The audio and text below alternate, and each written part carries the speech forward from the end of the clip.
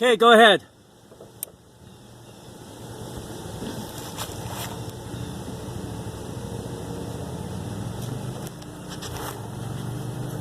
Turn it on and off again.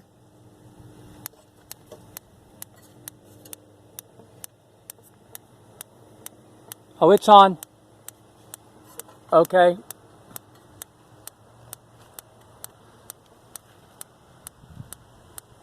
All right, so what we have is we have the refrigerator running on biogas, and the trick to it was to put a piece of plastic tubing here between the jet and the combustion pipe.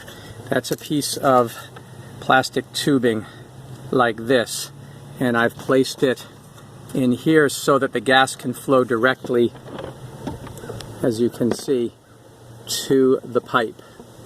And that is what enables that beautiful blue flame there to burn, to keep the gas refrigerator going.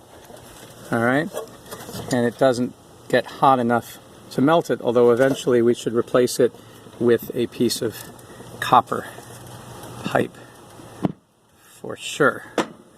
And we will see how long this lasts. You can see the flame flickering there. So we do have active gas. There.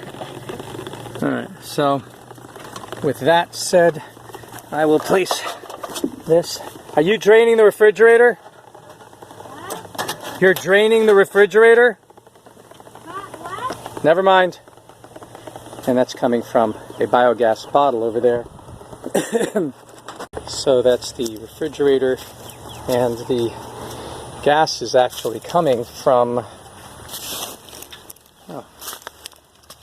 The gas is coming from here, and it's traveling the length of the RV, and it's coming from this bottle, which has 100 psi of biogas, instead of this bottle, which is the propane bottle.